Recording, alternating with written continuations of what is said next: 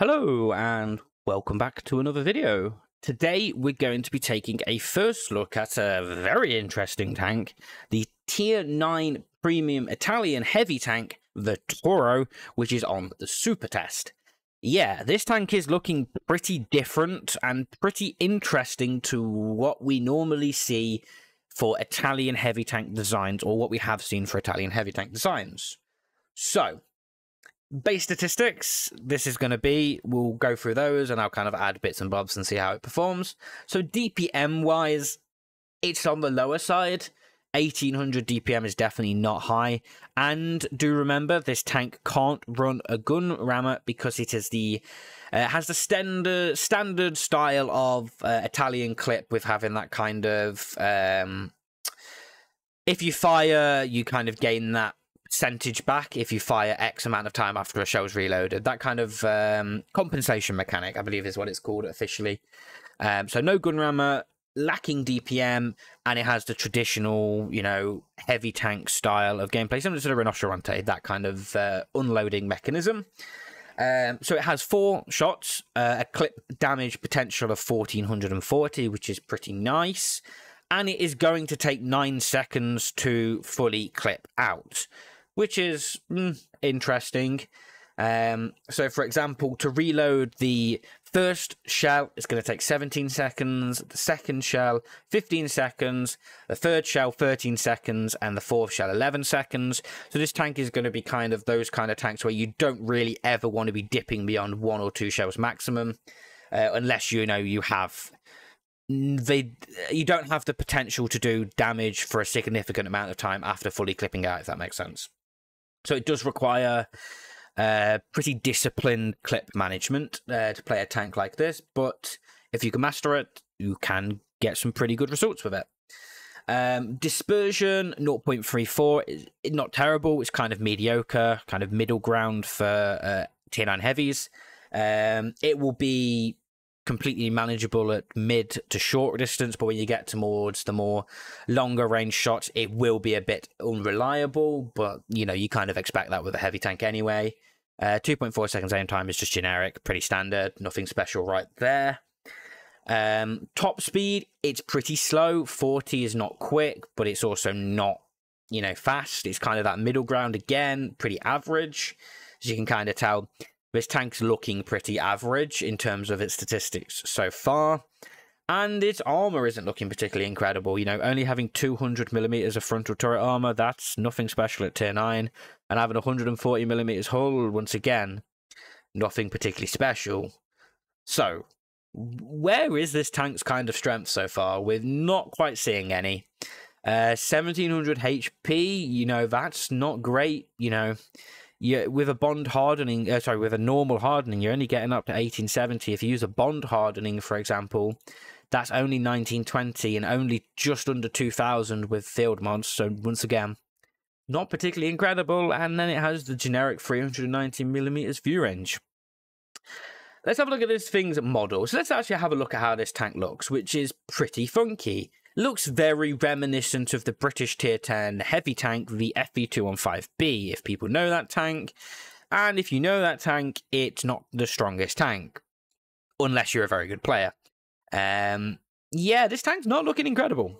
But let's have a look at its live armor and see if we can decipher what this tank's about. And it is pretty funky. Turret-wise, yeah, that's a little bit more than it said.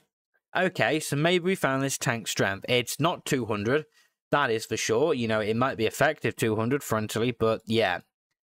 That is a very strong turret. However, it does have a big cupola on top, and it's pretty pennable. It has a decent amount of armor for a cupola, At its finished, it's 190-ish in the middle, but you got to hit the middle, so you're going more towards the outer extremities, and we're picking up to kind of like the mid-200s, which is not terrible.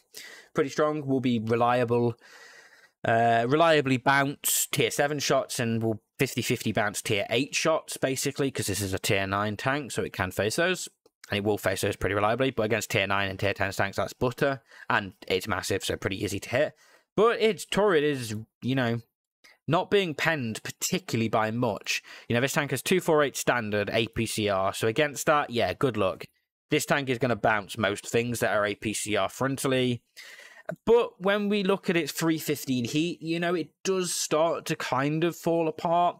There is this kind of flat viewport area here that's not massive, but is big enough to be semi-reliably penned if you are not doing a good job of trying to hide it and move your turret to try and disguise it.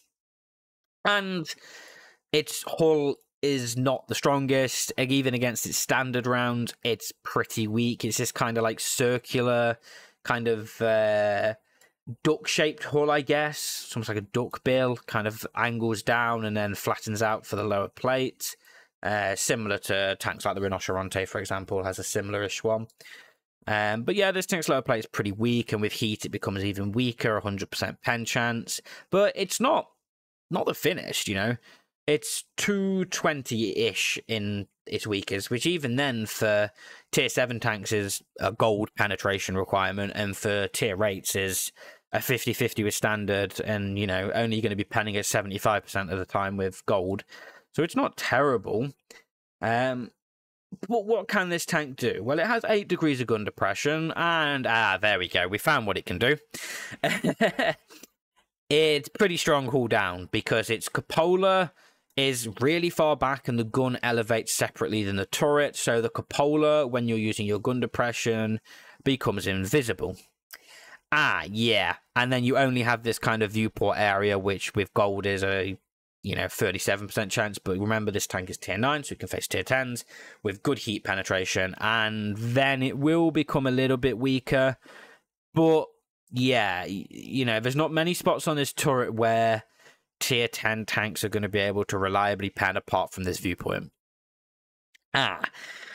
Its hull does extend right up to the gun, so you're not going to be able to hide this top bit of the hull.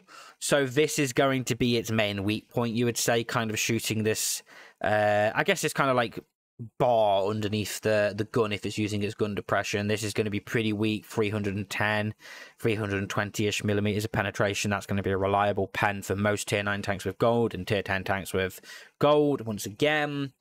Can it side scrape? Well, let's have a look. I don't know, you know, the FV215B, that's one of that tank's, not necessarily strengths, but it's one of its ways you kind of have to play it. Well, you can't really over angle because you have this kind of like extendable bar that kind of, if we look at it in the visual, kind of comes across the top of the tracks here and is pretty weak. So that's not going to be great. Going to be a shot trap. People will see that and shoot that. And if you side scrape with the side of your viewport, this becomes easier to hit. But you can kind of hide that cupola a little bit. But once again, not great. And I believe if you shoot APCR, you can pen it through the tracks if you have decent APCR pen, decent standard APCR pen, which is not going to be great. So maybe not a side scraper. Well, let's just double check it on the other side. Is it going to be any different? Yeah, no, kind of exactly the same. Only difference being you don't have the viewport on the other side, so the turret is stronger, but you still have this shot trap. You can still be overmatched and kind of penned into the kind of the roof deck and the engine deck. Yeah, this tank is going to be kind of a one-trick pony with it being rear turreted.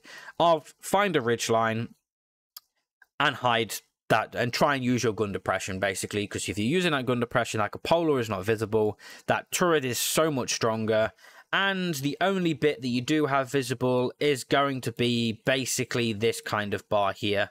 So yeah, this tank is kind of a little bit funky. It kind of looks like a FV215B minus the DPM, minus the very accurate gun, which are pretty much the two good things about the FV215B, given the Rinoceronte's gun, and kind of told to get on with it. Do I think this tank's looking incredible currently? No. Do I think this tank's looking bad currently? It's more on the worst side of average than it is on the good side of average, I would say. But do remember, this is a Supertest tank, so it is subject to change before it potentially hits live server. Remember, we may never even see this tank. But this kind of tank with its kind of funky-ish mechanism would be the kind of tank we'd potentially see as the tier 9 tank in a loot box, a Christmas loot box, for example.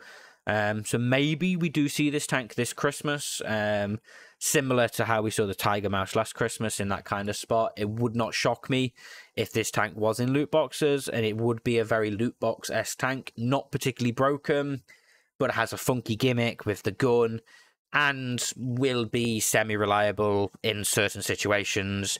In a tier 10 game, I think this tank will be pretty poor, with its lack of DPM, lack of hull armor, inflexibility to be able to side scrape and kind of force to play a ridgeline. Yeah, it's not going to be great. But do let me know down in the comments what you think about this tank. Do you think it also looks average? Have you heard anything about when this tank might be coming up? But do let me know. I do read every comment, so please do comment. But yeah, like and subscribe, and I will see you all in the next one.